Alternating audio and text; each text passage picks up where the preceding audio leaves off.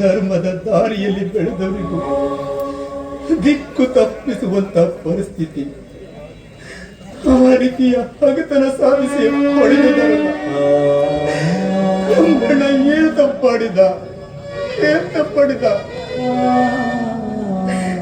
ಯಾಕೆ ಏನು ಅಂತ ಒಂದು ಗೊತ್ತಿಲ್ಲ. ಎಷ್ಟಂತ ಎಲ್ಲಿಂದ ಹಣ ತರಲಿ? ಆಪರೇಷನ್ ಮಾಡೋದಕ್ಕೆ ಇನ್ನು 15 ಲಕ್ಷ ಬೇಕಂತ ಹೇಳ್ತಾರೆ.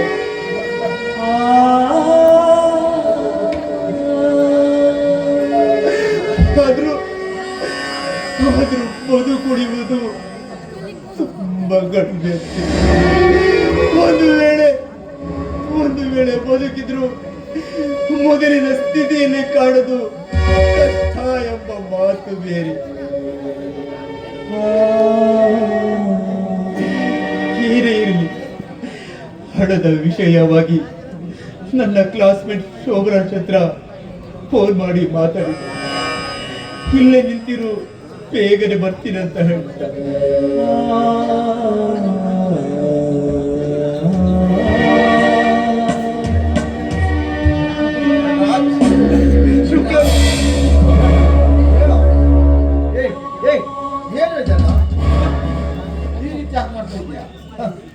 ಕಷ್ಟದ ಪರಿಸ್ಥಿತಿ ಎಲ್ಲರಿಗೂ ಬರ್ತದೆ ಕಣ.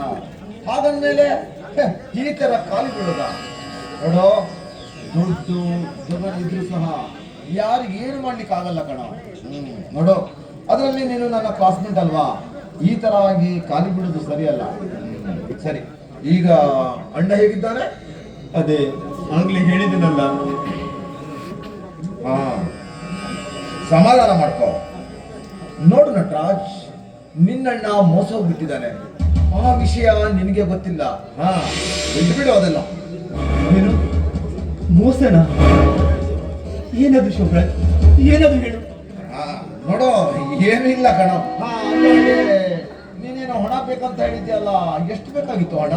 ಶೋಭರಾಜ್, ಕೈಯಲ್ಲಿದ್ದ ಹಣ, ಮನೆಯಲ್ಲಿ ತಂಗಿಗೋಸ್ಕರ ಮಾಡಿಟ್ಟ ಬಂಗಾರ ಎಲ್ಲ ಖಾಲಿ ಆಯ್ತು. ಇನ್ನು ಆಪರೇಷನ್ಗೆ ಅಂತ ಮತ್ತೆ 15 ಲಕ್ಷ ಕೇಳ್ತಾ ಇದ್ದಾರೆ. ಆದ್ರೆ ಅಷ್ಟೊಂದು ಹಣ ನಿನ್ನ ಹತ್ರ ಕೇಳೋದಕ್ಕೂ ನನಗೆ ಮನಸ್ಸು ಬರ್ತಾ ಇಲ್ಲ. ಆದ್ರೆ ಕೇಳದೆ ಹೋದ್ರೆ ನಮ್ಮಣ್ಣ ಏನೋ 15 ಲಕ್ಷನ? ಏನೋ ಕ್ಲಾಸ್ಮೇಟ್ ಅಂತೇಳಿ 1-2 ಲಕ್ಷ ಕೊಡ್ಬೋದಿತ್ತೇನೋ. ನೋಡೋಣ ಸರ್, ಅದೇ ಹಣನ ನನ್ನ ಬಿಸ್ನೆಸ್ಗೆ ಇನ್ವೆಸ್ಟ್ಮೆಂಟ್ ಮಾಡಿದ್ರೆ ಒಂದೇ ವರ್ಷಕ್ಕೆ ಡಬಲ್ ಆಗುತ್ತೆ ಕಣ. ಗೊತ್ತಾ ನಿಮ್ಗೆ? ಈಗ ನಿನ್ನನ್ನು ಬಿಟ್ಟು ನನಗೆ ಮತ್ತೆ ಯಾರು ಗತಿ ಇಲ್ಲ ಕಣೋ. ಏನ್ ಮಾಡ್ತಾ ಇದೀಯಾ? ಎಷ್ಟು ಸಲ ಹೇಳ್ಬೇಕು ನಿನಗೆ? ಆಟೋ ಓಡಿಸಿ ಹೊಟ್ಟೆವನ್ನ ತುಂಬಿಕೊಳ್ಬಹುದು ವಿನಃ ದುಡ್ಡು ಮಾಡೋಕ್ಕಾಗಲ್ಲ ಕಣ, ದುಡ್ಡು ಮಾಡೋಕ್ಕಾಗಲ್ಲ. ಅದಕ್ಕೆ ಆವತ್ತು ನಾನು ನಿನ್ಗೆ ಹೇಳಿದೆ, ಬಾರೋ ಪಾರ್ಟ್ನರ್ ಆಗುವಂತ. ನೀನ್ ಕೇಳಿಲ್ಲ. ನೋಡು, ನೀನ್ ಅವತ್ತು ನನ್ನ ಹತ್ರ ಪಾರ್ಟ್ನರ್ ಆಗಿದ್ರೆ ನಿನಗೆ ಹಣದ ಅಡಚಣೆನೆ ಬರ್ತಾ ಇರ್ಲಿಲ್ಲ ಕಣ. ಸರಿ, ನಾನು ನಿನಗೆ ಹಣ ಕೊಡ್ತೇನೆ, ಬಟ್ ಒಂದು ಕಂಡೀಷನ್. ನಿನ್ನಲ್ಲಿ ಹಣ ಇಲ್ಲ, ಆಸ್ತಿನೂ ಇಲ್ಲ, ಆದ್ರೆ ಹೆಣ್ಣು ತಪ್ಪು ತಿಳ್ಕೊಬೇಡ. ನಾನು ನಿನ್ನ ಹಿತೈಷಿ ಕಣ. ನಿನ್ನ ತಂಗಿಯನ್ನ ನನಗೆ ಮದುವೆ ಮಾಡಿಕೊಟ್ರೆ ನಾವು ಬರೀ ಸ್ನೇಹಿತರಲ್ಲ, ಸಂಬಂಧಿಗಳಾಗ್ತೀವಿ. ನೋಡು, ನಿನ್ನ ಕಷ್ಟದಲ್ಲೂ ನಾನು ಇರ್ತೀನಿ ಕಣ.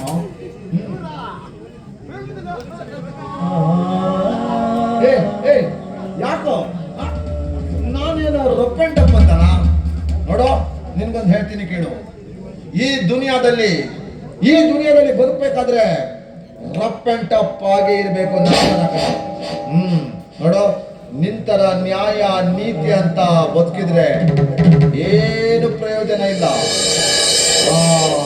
ಅಂದ ಹಾಗೆ ನಿನ್ನ ಅಣ್ಣನನ್ನ ಭೇಟಿ ಆಡಿದವನು ಯಾರಂತ ಗೊತ್ತಾ? ಯಾರದು? ಯಾರಂತ ಹೇಳು. ಏನು ನೀ ಏನ್ ಮಾಡ್ತೀಯ? ನಿನ್ನಿಂದ ಏನ್ ಮಾಡ್ಲಿಕ್ಕೆ ಸಾಧ್ಯನಾ? ಪ್ರತಿಕಾರ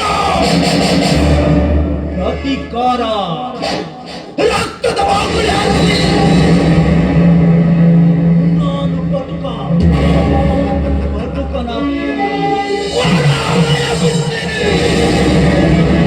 ಯಾರವರು? ಯಾರಂತ ಹೇಳು.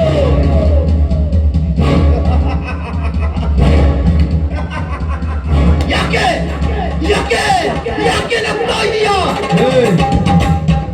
ನಿನ್ನ ಈ ಕೆರಳಿದ ಗುಡಿಯನ್ನ ಕೇಳಿ ನೋಡ, ಈಗ ನಿನ್ಗೆ ನನ್ನ ಮೇಲೆ ಕಾನ್ಫಿಡೆನ್ಸ್ ಬರ್ತಾ ಇದೆ.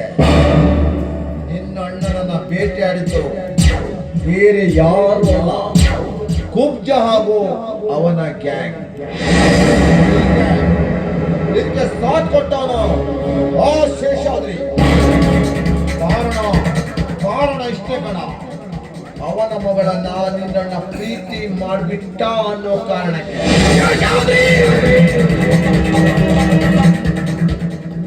ನಿನ್ನ ಎದೆ ಸೆಳೆದು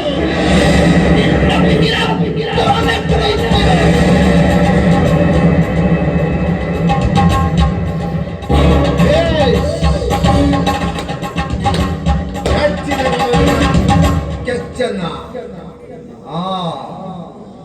ಈ ನಿನ್ನ ಅವಸರವನ್ನ ಕಂಡು ನಗಬೇಕು ಅಳಬೇಕು ಅಂತಾನೆ ಗೊತ್ತಾಗ್ತಾ ಇಲ್ಲ ಕಣ. ಆವೇಶದ ಅಜ್ಞಾನದಿಂದ ಪ್ರಜ್ಞಾಹೀನರಾದಿಲ್ಲ. ಮನೆಯಲ್ಲಿದ್ದ ತಂಗಿ ಸಾವು ಬದುಕಿನ ನಡುವೆ ಒದ್ದಾಡ್ತಾ ಇರೋ ನಮ್ಮ ಅಣ್ಣನ ಬಗ್ಗೆ ವಿಚಾರ ಮಾಡ್ತಾ ಇದ್ದೆ. ನೋಡು, ಸೇಡಿನ ಕಿಡಿಯಾಗಿ ಸಿಡಿಯಲು ಹೋಗಿ ಕೊಲೆ ಮಾಡಲು ಹೋಗಿ ಪೊಲೀಸರ ಕೈಗೆ ಸಿಕ್ಕಾಕೊಂಡ್ರೆ ಏನು ಪ್ರಯೋಜನ ಇಲ್ಲ ಕಣ. ಅದಕ್ಕೆ ನಾನು ಹೇಳಿದಾಗೆ ನೀವು ಕೇಳಬೇಕು. ನಾನು ಏನ್ ಹೇಳ್ತೀನೋ ಅದನ್ನ ಒಪ್ಕೊಳ್ಬೇಕು. ಹಾಗಾದ್ರೆ ಮಾತ್ರ 15 ಲಕ್ಷ ನಿನ್ನಣ್ಣ. ಆಯ್ತು, ಕೇಳ್ತೀನಿ ಬೇಡ ಕೇಳ್ತೀನಿ. ನೀನು ಸಾಯಿ ಅಂದ್ರು ಸಾಯ್ತೀನಿ, ಕೊಲ್ಲಂದ್ರು ಕೊಲ್ತೀನಿ. ಸಾಯುವವರೆಗೂ ನಿನ್ನ ಪಾದ ಸೇವೆ ಮಾಡಿದ್ರು ಮಾಡ್ತೀನಿ.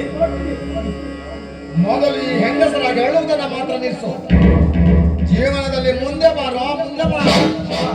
ಜೀವನ ಒಂದು ಜೀಕುವ ಜೋಕಾಲಿ ತರ. ಅದನ್ನ ಜೀಕೋರು ಯಾರು ಇಲ್ಲ ಕಣ.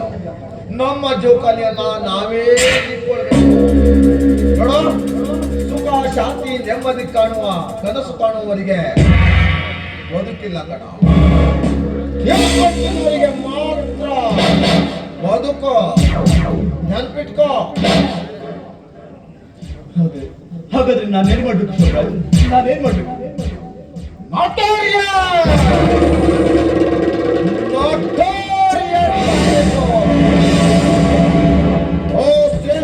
ಮೇಲೆ ನೀನು ಸೇಡನ್ನು ತೀರಿಸಿಕೊಳ್ಬೇಕು. ನಿನ್ನ ಪ್ರತಿಕಾರದ ಕಾರ್ಯನ್ನ ಊದ್ಬೇಕು. ಅವನನ್ನ ಕುತಂತ್ರದಿಂದಲೇ ಬಾಗ್ದು ಬಡಿಯಬೇಕು.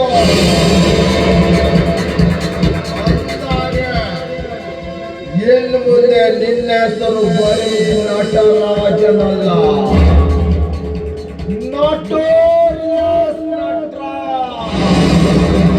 Notorious Natra! ಅಂದ್ರೆ ನೋಡು, ಇನ್ನು ಮುಂದೆ ನೀ ಮಾಡುವ ಕೆಲಸಕ್ಕೆ ನಾನೇ ಸೂತ್ರಧಾರಿ, ನೀನು ಪಾತ್ರಧಾರಿ. ಸಂಜೆ ಒಳಗೆ ನಿನಗೆ 15 ಲಕ್ಷ ರೂಪಾಯಿ ನಿನ್ನ ಕೈ ಸೇರುತ್ತೆ.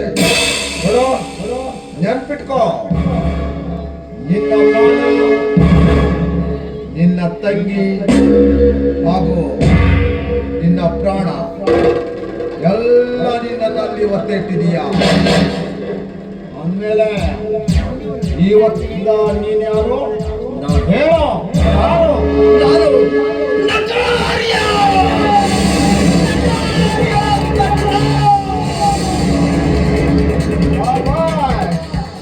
Good. ಎಷ್ಟು ಸಾಕು, ಮುಂದಿನದೆಲ್ಲ ನಾನು ನೋಡ್ಕೊಳ್ತೇನೆ. ನೋಡೋ, ಸಂಜೆ ಹತ್ರ ಬಂದ್ಬಿಡು, ನಿನ್ಗೆ ಅಲ್ಲಿ ಹಣದ ವ್ಯವಸ್ಥೆ ಇರುತ್ತೆ.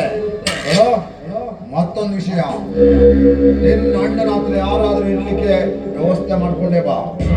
ಯಾಕೆಂದ್ರೆ ನಾಳೆಯಿಂದಲೇ ನಿನ್ನ ಕೆಲಸ ಸ್ಟಾರ್ಟ್. ನೀನಲ್ಲಿ ಬರ್ತೀಯಲ್ಲ, ಆಮೇಲೆ ಬಾಕಿ ಇದ್ದ ವಿಷಯ ಎಲ್ಲ ನಿನ್ಗೆ ಹೇಳ್ತೀನಿ. ಓಕೆನಾ? ಆಯ್ತು ಶಿವಪ್ಪ.